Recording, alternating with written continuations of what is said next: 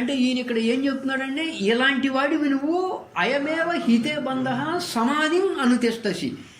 అంటే నువ్వు సమాధి కోసం నేను ఇంకా ఏవేవో చేస్తున్నాను అంటే అదే నీకు బంధంగా ఉంది అంటున్నాడు ఈయన. కానీ మనకి ఎక్కడ చూసినా కూడా, ఎవరు చూసినా కూడా మనకి ఏం చెబుతున్నారు? సమాధిని పొందటమే లక్ష్యంగా సాగుతూ ఉంటున్నాయి ఎక్కడ ప్రవచనాలు చూసినా కూడా. ఇక్కడ ఈయనొక్కడే నువ్వు ఇంకా ఇవి చేస్తున్నావు అంటే అదే నీకు బంధంగా ఉన్నది, జీవితాంతం ఇది చేస్తున్నావు అంటే అదే నీకు బంధంగా ఉంది అంటున్నాడు. ఎందుకో ఒక్కసారి టచ్ చేసి వెళ్తున్నాడు అనమాట. సమాధి స్థితి గురించి మనకి మొదటి అధ్యాయం 1వ అధ్యాయం 15వ శ్లోకంలో అష్టావక్రుడే బోధించారు. ఏమని? నువ్వు ఎట్లాంటి వాడివయ్యా అంటే నిస్సంగో నిష్క్రియో అసి త్వం స్వప్రకాశ నిరంజన అయమేవ హితే బంధ సమాధిం అనుతిష్టసి అని బోధించారు. అంటే అష్టావక్రుడు మొదటి అధ్యాయంలోనే ఆత్మజ్ఞానం గురించి, జీవన్ముక్తుడు ఎలా ఉంటాడు అంటే ఒక నిత్య ధ్యాన స్థితి గురించి, ఒక నిత్య సమాధి స్థితి గురించి చెప్పడం జరిగింది జనకుడికి. అంటే మనకే అవతల తీరం చేరిన వాళ్ళే ఇద్దరు అవటంతో వాళ్ళ భావనలు ఉత్కృష్ట భావనల కింద ఉంటాయి. ఇద్దరు అవతల తీరం చేరిన వాళ్ళే. ఈ శ్లోకంలో నువ్వెవరు అంటే ఈయన ఏం చెప్తున్నాడు? నువ్వు నిస్సంగుడవు. ఏమండి? నువ్వెవరువే? నిస్సంగుడవు. అంటే ఏ సంగత్వము లేదు. అంటే నీవు నీ మనోదేహాల్లో జరిగే కర్మలను గమనించేవాడివి మాత్రమే.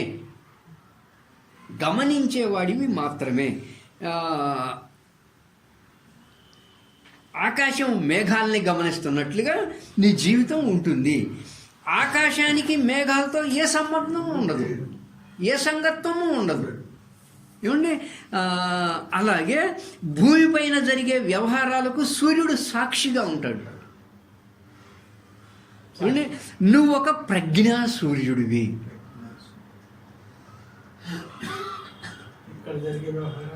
ఇక్కడ వేరే విధంగా వచ్చిందండి బోధ.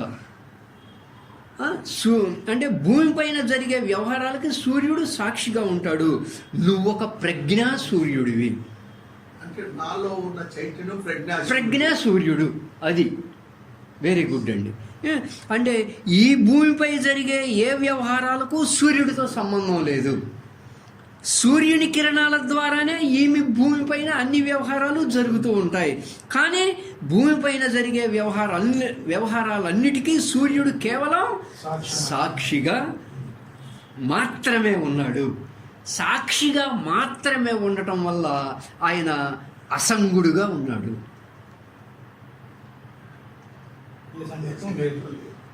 అసంగత్వం లేదు. అంటే ఇప్పుడు మీరు ఎలా ఉండాలి? మీరు కూడా సాక్షిగా ఉంటే అసంగత్వం ఉండదు. ఇప్పుడు సుబ్బారావు గారు ఇట్లా ఉన్నాడు, మీరు కాళ్ళు ఎగరేయండి, చేతులు ఎగరేయండి, కళ్ళజోడు తీయండి, కళ్ళజోడు పెట్టండి, చూస్తూ ఉన్నాడు అంతే. అంతరంగం ఏమి పెళ్ళి కాల. ఏమండి? సినిమాలో జరుగుతూ ఉంటాయి, ఎన్నెన్నో జరుగుతూ ఉంటాయి, కళ్ళతో చూస్తూ ఉంటారు, అంతవరకే. అంతరంగం మాత్రం ఫెయిల్డ్ కాదు. అలా భూమిపైన జరిగే వ్యవహారాలన్నిటికీ సూర్యుడు కేవలం సాక్షిగా మాత్రమే ఉంటాడు. అలా ఉండటం వల్ల అసంగుడుగా ఉంటాడు, అసంగత్వంతో ఉంటాడు. ఎవరో? సూర్యుడు. ఆ సూర్యుడు. అలాగే నువ్వు ప్రజ్ఞా సూర్యుడివి. నువ్వు కూడా అసంగుడవు సుమా. నువ్వు కూడా అసంగుడవు. నిస్సంగో నిష్క్రియో అసి. అలాగే నువ్వు నీ మనోదేహాలకి అతీతమైన స్వరూపానివి. మనసు మారిపోతూ ఉంటుంది, దేహం మారిపోతూ ఉంటుంది. దేహము మనస్సు మారిపోవడాన్ని నువ్వు గమనిస్తూ ఉంటావు. మనోదేహాలకి అతీతమైన వాడివి నువ్వు. ఏమంటే? అతీతమైన స్వరూపానివి. ఈ కర్మ క్రియలు అన్నీ కూడా మనోదేహాలకి సంబంధించినవి. నీ ఆత్మ చైతన్య స్థితికి, నీ ప్రజ్ఞా సూర్యునికి ఏ కర్తృత్వము లేదయ్యా, ఏ కర్తృత్వము లేదు అని చెబుతూ నిస్సంగో నిష్క్రియో అసి త్వం ప్రకాశో నిరంజన, నీవు స్వయం ప్రకాశివి. అలాగే ఏ మలినాలు ఏ విక్షేపాలు ఆవరణలు లేనటువంటి అంతరంగ ఆత్మ చైతన్య స్థితి నీది. అంతరంగ ఆత్మ చైతన్య స్థితి నీది. నువ్వు ఒక సచ్చిదానంద స్వరూపానివి. అందుకని ఏం చెప్తున్నాడంటే నువ్వు నిత్య ధ్యాన స్థితిలో ఉండాలి, నువ్వు అవతలి తీరంలో ఉండాలి, నువ్వు నిత్య సమాధి స్థితిలో ఉండాలి. ఒట్టి సమాధి స్థితి కాదు, నిత్య సమాధి స్థితిలో ఉండాలి. మెలకువలో ఉన్నప్పుడు కూడా నువ్వు సమాధి స్థితిలో ఉండాలి. ఏమండి, నువ్వు ప్రత్యేకంగా ఒక అభ్యాసాన్ని చేస్తున్నావు అంటే సమాధి స్థితిని పొందటానికి, ప్రత్యేకంగా సమాధి స్థితిని పొందటానికి నువ్వు ఏదో ఒక అభ్యాసం చేస్తున్నావు అంటే ఆ సమాధి స్థితిని పొందటానికి పతంజలి 8 మెట్లు చెప్పాడు. పతంజలి యోగ శాస్త్రంలో యమ నియమ, ఏమండి, యమ నియమ ఆసన ప్రత్యాహార ప్రాణాయామ ధారణ ధ్యాన సమాధి అని అట్లా 8 మెట్లు చెప్పాడు. ఒక ప్రాథమిక లక్షణాలుగా సుఖాసనంపై ప్రాణాయామంతో ప్రత్యాహారంతో ధారణతో ధ్యానముతో ఒక సమాధి స్థితి పొందాలి అని పతంజలి తన యోగ సూత్రాల్లో చెప్పారు. యమ నియమ ఆసన ప్రాణాయామ ప్రత్యాహార ధ్యాన ధారణ ఫైనల్గా సమాధి, అలా పతంజలి గారు చెప్పారు. ఆ సమాధి స్థితి పొందడానికి ఒక మార్గం అది. ముందుగా యమం పొంది ఆ తర్వాత నియమము, ఆ తర్వాత ప్రాణాయామము ప్రత్యాహారము, అలా అలా అలా మనం ఎక్కడికైనా ప్రయాణం చేద్దాం అనుకున్నప్పుడు, మనం ఎక్కడికైనా ప్రయాణం చేద్దాం, గుంటూరు వెళ్దాం అనుకున్నాం. గుంటూరు వెళ్దాం అనుకున్నప్పుడు దారిలో మనకి నారాకోడూరు దగ్గర లేకపోతే ఎక్కడో మధ్యలో ఇది ఏ జిల్లా, ఇది నారాకోడూరు అని బోర్డులు కనపడతాయా లేదా? బోర్డులు కనపడతాయి మనకి. అంటే ఆ సైన్ బోర్డుల ద్వారా మనం గుంటూరు చేరుకోవాలి. అంటే తెలియని వాళ్ళం, ఓ ఇది తెనాలి, ఇది అంగలకుదురు, ఇది ఏ జిల్లా, ఇది నారాకోడూరు, అట్లా అలా ఆ సైన్ బోర్డుల ద్వారా మనం ఆ లక్ష్యాన్ని చేరతాం. ఇప్పుడైతే మనం దాంట్లో మ్యాప్లో చూసి దాన్ని ఏమంటారు, గూగుల్, దాన్ని చూసి అలాగే పతంజలి కూడా 8 నెట్లు మనకి సూచికలు చేశాడనమాట. అయ్యా ముందు శంసుపేట యమము, ఆ తర్వాత అంగలకుదురు నియమము, ఆ తర్వాత సంగం జాగర్ల మూడి ఆసనము, అట్లా పతంజలి కూడా మనకి 8 మెట్లు వదిలేశాడనమాట. అంటే ఆ గుర్తులు ఆ మెట్లు ద్వారా ఆ సమాధి స్థితిని పొందటానికి అవి ఒక దారిని చూపిస్తాయి. ఇక్కడ అష్టావక్రుడు చెప్పే స్థితి ఏంటయ్యా అంటే నిత్య ధ్యాన స్థితి. అక్కడ ఆయన ఒక సమాధి స్థితి పొందటానికి అలా చెప్పాడు. ఇక్కడ ఈయన చెప్పేది ఏంటి, నిత్య సమాధి స్థితి. నిత్య సమాధి స్థితి అంటే నా అంతరంగం ఎప్పుడూ నిత్య సమాధి స్థితిలో ఉండటం. అంటే నా మనసు ఎప్పుడూ ఒక నిత్య సమాధి స్థితిలో ఉండాలి. అంటే మెలకువలో కూడా జాగ్రత్తలో కూడా సుషుప్తిలో ఉండాలి అని అర్థం. సమాధి సుషుప్తి దాదాపు పోలికగా ఉంది కదా. కాబట్టి జాగ్రత్త అవస్థలో కూడా, అంటే మెలకువలో కూడా నీ మనసు నీ అంతరంగం ఒక గాఢ నిద్రలో ఎలా ఉంటావో అలా ఉండాలి అని అర్థం. అదే పోలిరెడ్డి గారు లక్ష్యం. అంటే మెలకువలో కూడా గాఢ నిద్రలో ఎలా ఉంటామో అలా ఉండగలగటమే లక్ష్యం. ఎవరైనా సరే మనకి ఏ రెడ్డి గారు చెప్తాము, ఎవరైనా సరే అదే ఫైనల్ రోల్. ఎవరే కానీ, ఏరయ్య గారు కానీ ఎవరే కానీ వాళ్ళ ఫైనల్ రోల్ ఏందయ్యా అంటే మెలకువలో కూడా నేను నిద్రలో ఎట్లా ఉంటానో అట్లా ఉండడమే ఫైనల్ గోల్. ఏమండి, అంటే జాగ్రత్తల అవస్థలో ఉంటూ కూడా మనం అన్ని పనులు చేస్తున్నప్పుడు కూడా, అన్ని కర్మలు చేస్తున్నప్పుడు కూడా, పూర్తి మెలకువలో ఉన్నప్పుడు కూడా అంతరంగం సమాధి స్థితిలో ఉండాలి. అండి అంటే ఒక నిత్య ఆనంద స్థితిలో ఉంటుంది. అలా నీవు నిత్య సమాధి స్థితిని అనుభూతి పొందాలి, తెలుసుకోవాలి అని అష్టావక్రుడు గారు చెప్తున్నాడు. నువ్వు ఇంకా అభ్యాసాలు ప్రక్రియలు చేస్తున్నావు అంటే నువ్వింకా ఆ స్థితికి రాలా. ఏమంటే అంటే నిద్ర కోసం ప్రయత్నం చేస్తున్నావు అంటే నిద్ర ఇంకా నీకు రాలా. ఒకసారి నిద్ర వచ్చిందా ప్రయత్నంతో పని లేదు. అంటే నేను 1 గంట కూర్చుని లేదా నేను ఒక 2 గంటలు ధ్యానంలో కూర్చుని ఆ సమాధి స్థితిని పొందుతాను, ధ్యానం చేస్తాను అన్నావంటే నువ్వు నిత్య సమాధి స్థితిలో లేవు అని అర్థం మిత్రమా.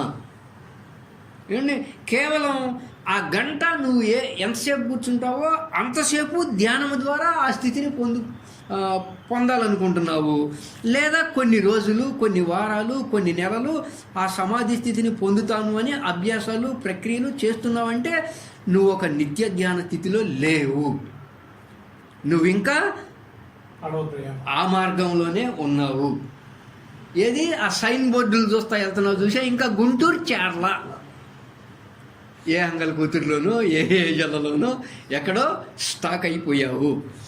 ధ్యానానికి లక్ష్యంగా ఆ సమాధి స్థితిని తెలుసుకుని, ఓహో ఇవన్నీ ఈ సైన్ బోర్డులన్నీ కూడా నాకు ఎందుకు వచ్చినాయి అంటే ఈ చెంచుపేట, ఈ అంగల కూతురు, ఈ జిల్లా, ఈ నారా కొడూరు అనేటువంటి సైన్ బోర్డులన్నీ కూడా ఎందుకు వచ్చినాయి అంటే ధ్యానానికి లక్ష్యంగా ఆ సమాధి స్థితిని తెలుసుకుని, అంటే గుంటూరు వెళ్ళటానికి లక్ష్యంగా నువ్వు ఆ సైన్ బోర్డుల ద్వారా తెలుసుకుని నువ్వు జీవించి ఉన్నంతకాలం నిత్య సమాధి స్థితిలో ఉండాలి.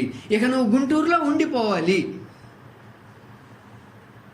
అంటే అభ్యాసాలు ప్రక్రియల స్థాయిని దాటి చెంచుపేట, అంగల కూతురు, ఏజల్లా, నారాకొడూరు, బొడంపాడు దాటి, అంటే అభ్యాసాలు ప్రక్రియ స్థితిని దాటి నువ్వు గుంటూరు వచ్చేసేయాలి. ఆ స్థితిలో ఉండిపోవాలి, నిత్య ధ్యాన స్థితిలో.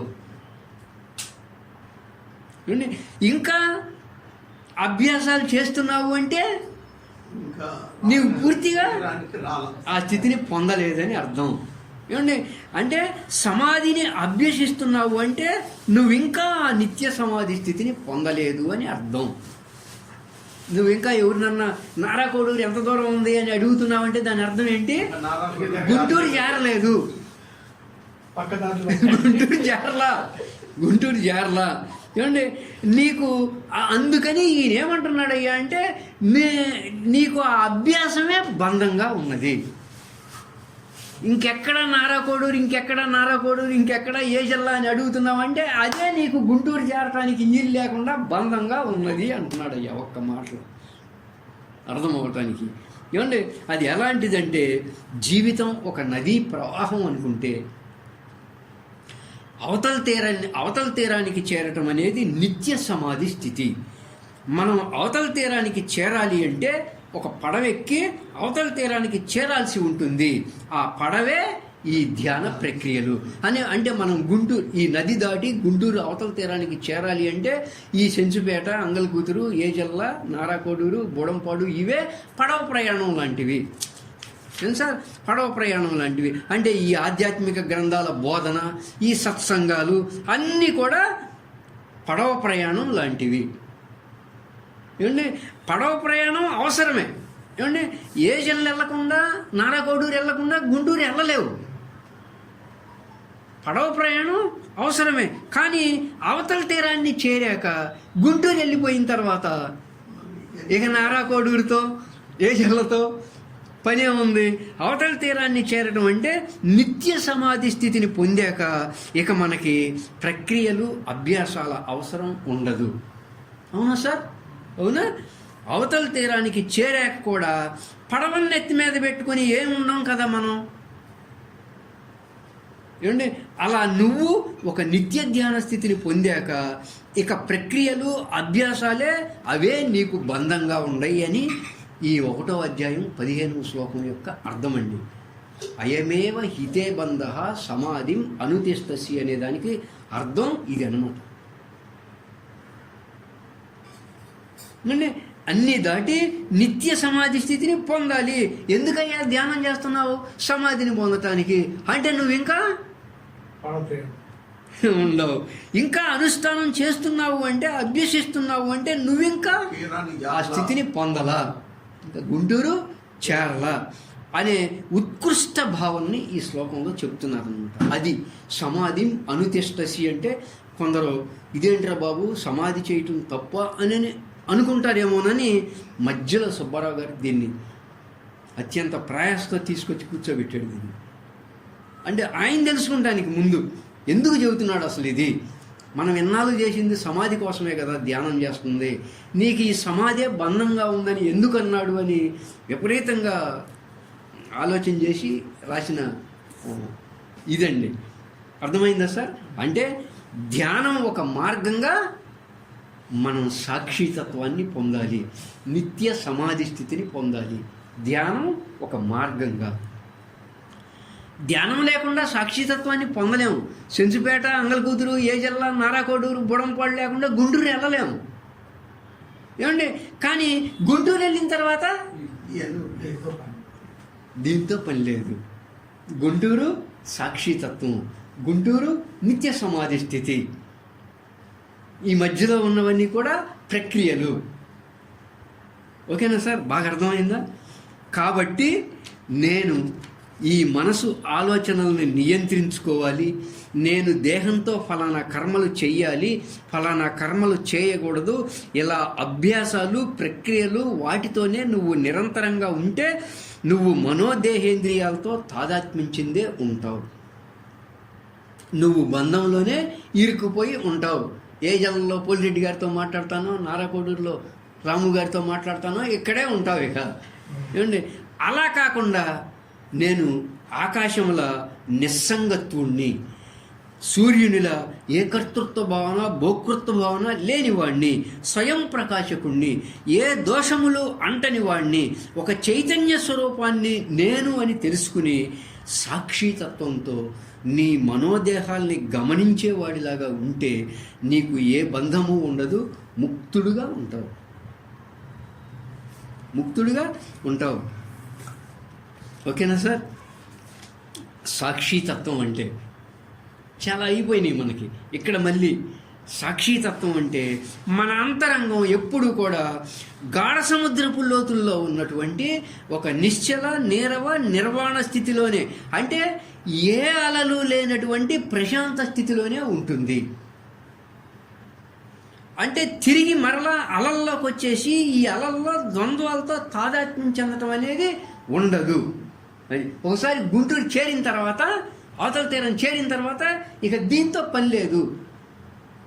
గుంటూరు అంటే తెలియదు కాబట్టి అక్కడికి చేరడానికి మనం వీటిని ఉపయోగించుకున్నాం. ఒకసారి అక్కడికి వెళ్ళిన తర్వాత ఇంకా వీటితో పని లేదు. అట్లని ఏమండి ఇక నేను తిరిగి రాకూడదా అనొద్దు మీరు. ఏమండి గాఢ సముద్రపు లోతుల్లో నుంచి అలల్ని గమనిస్తున్నట్లుగా మన జీవితం ఉంటుంది. అలా ఉంటే అంతరంగం ఎప్పుడూ నిర్మల ప్రశాంత స్థితిలో ఉంటుంది. కానీ మనం మనోదేహాల్లో జరిగే కర్మల్ని అలల్ని గమనిస్తున్నట్లుగా ఉంటుంది. అన్నీ మన మనసులో జరిగేవే. దీనికి ముండకోపనిషత్తులో 2 పక్షుల కథ ద్వారా సాక్షితత్వం తెలుస్తుంది మనకి. అంటే ఒక చెట్టు పైన 2 పక్షులు ఉంటాయి. క్రింద పక్షేమో చేదు ఫలాలు దొరికితే వాటిని తింటూ ఉంటుంది, తీపి ఫలాలు దొరికితే వాటిని తింటూ ఉంటుంది కింద పక్షి.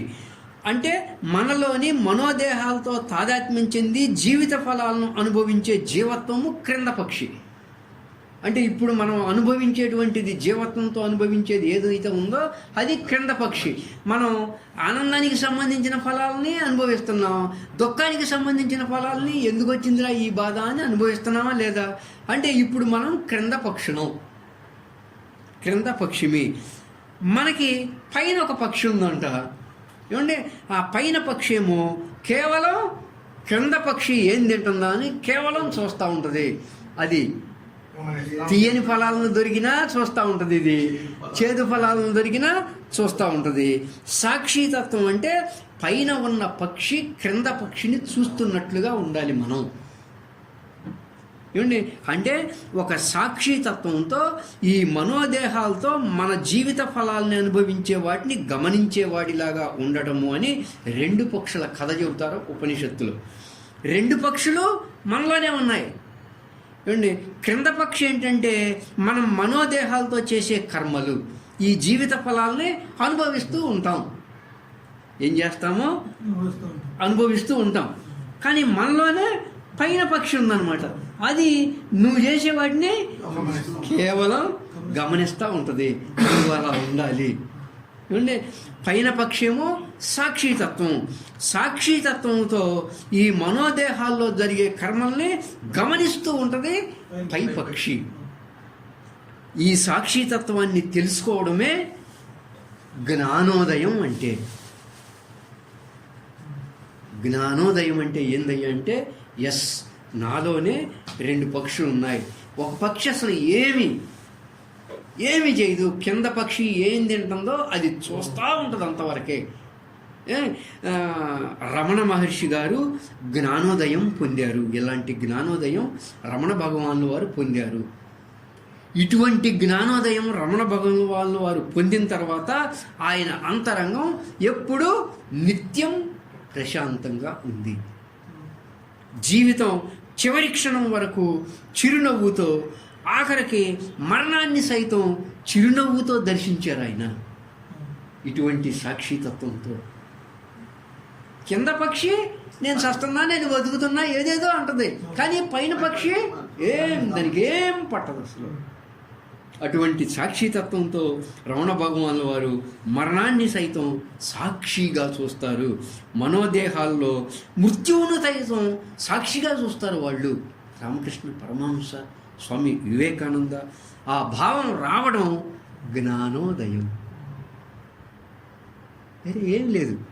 అంటే జ్ఞానానికి మూలం ఇదే. జ్ఞానానికి మూలం ఇదే. అంతటి సాక్షితత్వాన్ని పొందుతారు ఆయన రమణ భగవానుల వారు. అందుకనే ఈరోజు ఆయన లేకపోయినా గోషిగుట్టతో ఉన్నా కూడా ఆయన గురించి చెప్పుకుంటున్నాం ఈరోజు. ఏమంటే అంతటి సాక్షితత్వాన్ని పొందారు. జీవితం అంతా అలా ఆనందంగా, ప్రశాంతంగా, నిశ్చలంగా సాగుతూ ఉంటుంది అలా గనక ఉన్నట్లయితే. ఏమండి, మనోదేహాల్లో జరిగేవి జరుగుతాయి అన్నట్లు ఆ భావంలో ఉంటారు. ఆయన పొందింది ఒక నిత్య ధ్యాన స్థితి, ఒక నిత్య సమాధి స్థితి.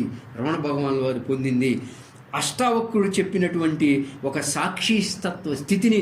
ఏదైతే ఇక్కడ అష్టావక్రుడు చెబుతున్నాడో ఆ స్థితిని రమణ భగవానుల వారు పొందారు. ఏమండి, మనోదేహాలకి అతీతంగా ఉంటాయి ఆ స్థితులన్నీ కూడా. మనసుని గాఢ సముద్రంతో పోల్చారు. ధ్యానం అంటే గాఢ సముద్రపు లోతుల్లో ఉన్న ప్రశాంత స్థితిని పొందటం. సాక్షితత్వం అంటే ఆ గాఢ సముద్రపు లోతుల్లోనే మనం ఎప్పుడూ ఉంటాం. ఏమండి, ధ్యానము అంటే గాఢ సముద్రపు లోతుల్లో ఉన్న ప్రశాంత స్థితిని పొందటం.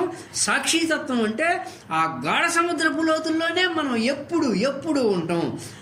అంతరంగం గాఢ సముద్రపు లోతుల్లో నుంచి అలల్ని గమనిస్తున్నట్లుగా ఉంటుంది. అది సార్ సాక్షితత్వం అంటే. అది జ్ఞానోదయం అంటే. మన అంతరంగం ఎప్పుడు కూడా ఆ ప్రశాంత స్థితిలోనే ఉంటుంది. ఎప్పుడు నువ్వు సాక్షితత్వంలో పైపక్షిలాగా ఉంటే ఉంటే మన అంతరంగం కూడా ఎప్పుడు అదే ప్రశాంత స్థితిలో ఉంటుంది. మనోదేహాల్లో జరిగే కర్మలు జరుగుతూ ఉంటాయి. దేహాలతో నువ్వు ఏ కర్మలైనా చేస్తూ ఉంటావు, మనసుతో ఏ ఆలోచనలైనా నువ్వు చేస్తూ ఉంటావు. బాహ్యంలో సుఖం కలిగించే సంఘటన వచ్చింది, ఒక ఆలోచన వెళ్ళిపోయింది. చూడండి, బాహ్యంలో దుఃఖం కలిగించే సంఘటన వచ్చింది, ఒక ఆలోచన వెళ్ళిపోయింది. బాహ్యంలో లాభం కలిగించే సంఘటన వచ్చింది, ఒక అల వచ్చి వెళ్ళిపోయింది. బాహ్యంలో నష్టం కలిగించే సంఘటన వచ్చింది, ఒక అల వచ్చి వెళ్ళిపోయింది. సార్, మన మనోదేహాల్లో కూడా అలల్ని చూచేవాళ్ళుగా మనం ఉంటాం. జయం వచ్చింది, వెళ్ళిపోయింది. అపజయం వచ్చింది, వెళ్ళిపోయింది. సుఖం వచ్చింది, వెళ్ళిపోయింది. దుఃఖం వచ్చింది, వెళ్ళిపోయింది. నువ్వు వాటిని గమనించే వాళ్ళ. అవి అలలో. సుఖమనే అల వచ్చింది, వెళ్ళిపోయింది. దుఃఖమనే అల వచ్చింది, వెళ్ళిపోయింది. అలల్ని చూచేవాళ్ళగా నువ్వు ఉంటావు. అంటే అలల్ని గమనించేవాళ్ళగా నువ్వు ఉంటావు. అండి మనోదేహాల్లో కూడా మార్పులు జరుగుతూ ఉంటాయి. మనోదేహాల్లో కూడా అరే బాల్యం వచ్చింది ఏమండి అది ఒక అల. అంటే దేహంలో కూడా బాల్యం వచ్చింది అది ఒక అల వెళ్ళిపోయింది, యవ్వనం వచ్చింది ఇది ఒక అల రేపు వెళ్ళిపోయిద్ది, వృద్ధాప్యం వచ్చింది ఇది ఒక అల రేపు వెళ్ళిపోయిద్ది, మరణం వచ్చింది అది ఒక అల. ఎప్పుడైతే తెలుసుకుంటామో ఇక బాధ ఇంకేముంది, ఒక అల. గమనించాము. సముద్రం అలలతో తాదాత్మ్యం చెంది ఉండదు కదా. నేను అలాంటి వాడిని కదా. ఏం సార్, బాల్యం ఒక అల వచ్చింది వెళ్ళిపోయింది, యవ్వనం ఒక అల వచ్చింది వెళ్ళిపోయింది, వృద్ధాప్యం ఒక అల వచ్చి వెళ్ళిపోయింది, అలల క్రింద వచ్చాయి. అలల్ని చూచేవాడిలాగా నువ్వు ఉంటావు. అలాగే మన మనసు ఆలోచనలు అలల్లా వచ్చి వెళ్ళిపోతూ ఉంటాయి. ఆ ఆలోచనలు గమనించే దానిలా ఉంటుంది సాక్షితత్వం అంటే. అది జ్ఞానోదయం అంటే. అంటే నువ్వు కేవలం ఎలాంటి వాడివి? Very good. మీరు కేవలం గమనించేవాడివి. మీరు కేవలం గమనించేవాడివి. ఒక సాక్షి తత్వంతో గమనించే వాడిని. అంతే అంతే, కేవలం గమనించేవాడు. అంతే అంటే సుబ్బారావు గారు దాని తేలిక. అంటే సాక్షితత్వంతో ఉంటే నిత్య వర్తమానంలో, నిత్య ఆనంద స్థితిలో, నిత్య సమాధి స్థితిలో ఉంటారు. నిత్య సమాధి స్థితిలో ఉంటారు. అలా నిత్య వర్తమానంలో, నిత్య వర్తమానం అంటే గతం జోలికి భవిష్యత్ జోలికి వెళ్లకుండా వచ్చిపోయేదాన్ని వెళ్ళిపోయేదానిగా చూడటం. ఓహో, వర్తమానంలోకి వచ్చి గతంలోకి వెళ్ళిపోయేది, ఏదైనా వర్తమానంలోకి వచ్చి గతంలోకి వెళ్ళిపోయేది. పెళ్ళి, బర్త్డే ఏమండి అన్నీ అంతే. ఏదైనా ప్రతి సంఘటన కూడా వర్తమానంలోకి వచ్చి గతంలోకి వెళ్ళిపోతూ ఉంటుంది. ఏ సంఘటన అయినా సరే, మార్నింగ్ ఉదయం ఏదో పని చేసావు అయిపోయింది, ఇప్పుడు ఇక్కడికి వచ్చావు ఇంకా సేపు ఉన్నాక ఇది అయిపోయింది. ఏదైనా సరే ప్రతి సంఘటన కూడా వస్తుంది వెళ్ళిపోతుంది. ప్రతి ఒక్కటి కూడా నిత్య వర్తమానంలో ఉండటం వల్ల అంటే ఇలా వచ్చి వెళ్ళిపోయేదాన్ని గమనించటం అండి. ఇలా వర్తమానంలోకి వచ్చి వెళ్ళిపోయేదాన్ని గమనించడం. ఏమండి ఇప్పుడు సుఖం కలిగించే సంఘటన వస్తుంది వచ్చిపోయేదే, దుఃఖం కలిగించే సంఘటన వస్తుంది వచ్చి వెళ్ళిపోయేదే, లాభం కలిగించే సంఘటన వస్తుంది వచ్చి వెళ్ళిపోయేదే, నష్టం కలిగించే సంఘటన వస్తుంది వచ్చి వెళ్ళిపోయేదే, గెలుపును కలిగించే సంఘటన వస్తుంది వచ్చి వెళ్ళిపోయేదే, అవమానాన్ని కలిగించే సంఘటన వస్తుంది వెళ్ళిపోయేదే. ప్రతి సంఘటన కూడా వచ్చి వెళ్ళిపోయేదే అన్నట్లు తీసుకోవాలి. మీకు అర్థం అవటం కోసం ఇంత చెప్పాల్సి వచ్చిందనమాట. ఏమండి అది వర్తమానంలో ఉండటం అంటే. అండి this is the core of spirituality. This is the core of spirituality. అండి నిన్న ఆధ్యాత్మికం యొక్క మూలం ఏంటి? ఎస్, ప్రతి సంఘటన వచ్చి వెళ్ళిపోయేది అన్నట్లు తీసుకోవాలి. దాన్ని మర్చిపోవద్దు అసలు ఎక్కడ. ఓకేనా? అది వర్తమానంలో ఉండటం అంటే. ఏమండి కానీ మనం అలా తీసుకోము. మనం ఏం చేస్తాం? దుఃఖం కలిగించే సంఘటన వస్తుంది దాన్ని వెళ్ళనివ్వము. ఏమండి అదేమన్నా ఉంటుందా? ఏమండి అదేమన్నా ఉంటుందా? ఉండదు. దుఃఖం కలిగించే సంఘటన వస్తుంది దాన్ని వెళ్ళనివ్వం. అది వచ్చి వెళ్ళిపోయేదే కానీ వెళ్ళనివ్వం. నష్టం కలిగించే సంఘటన వస్తుంది అది వచ్చి వెళ్ళిపోయేదే కానీ మనం వెళ్ళనివ్వం. ఎవరో తిట్టారు మనల్ని, అది వచ్చి వెళ్ళిపోయేదే కానీ మనం వెళ్ళనివ్వం. కూర్చోలేదు ఏమండి అలాగే ఆ దుఃఖం కలిగించే సంఘటనని, ఆ అవమానం కలిగించే సంఘటనని, ఆ నష్టం కలిగించే సంఘటనని పట్టుకొని జీవితాంతం మోస్తూ ఉంటాం. అసలు మందే ఒక 50 కిలోలు 60 కిలోలు 70 కిలోలు బరువును మోయలేకపోతే మళ్ళీ ఈ బరువును కూడా పెట్టుకుని మోస్తూ ఉంటాం. ఏమండి సుఖం కలిగించే సంఘటన వస్తుంది అది వచ్చి వెళ్ళిపోయేది, కానీ వెళ్ళనేమో. వీరయ్య గారికి చెప్పాలి ఇదంతా మీరు అండి. దాన్ని పట్టుకుని కూర్చుని ఇంకా ఎక్కువ సుఖం కావాలని కోరుకుంటాం. సుఖం కలిగించే పోనీ దుఃఖం కలిగించే సంఘటన వచ్చింది, ఎట్టపట పట్టుకున్నావు అయిపోయింది. సుఖం కలిగించే సంఘటన వస్తుందంటే దీన్ని కూడా వెళ్ళనేవో, ఇంకా ఎక్కువ సుఖం కావాలి. మన ఇంట్లో భోజనం పెట్టుకుంటే 10 మంది వచ్చారు, మనం 20 మందికి పెట్టుకున్నాం, ఇంకో 10 మంది వస్తే భలేగుండేదే. ఏమండి, నిత్య వర్తమానంలో ఉండటం అంటే అర్థం ఏంటి అంటే ప్రతి సంఘటన కూడా వచ్చి వెళ్ళిపోయేదే. ఇలా వచ్చి వెళ్ళిపోయే వాటిని గమనిస్తూ ఉంటుంది నిత్య వర్తమానం అంటే. గమనిస్తూ ఉంటాం. అందుకే ద్వంద్వాల్లో రెండింటినీ కూడా మనం అట్టి పెట్టుకోకూడదు.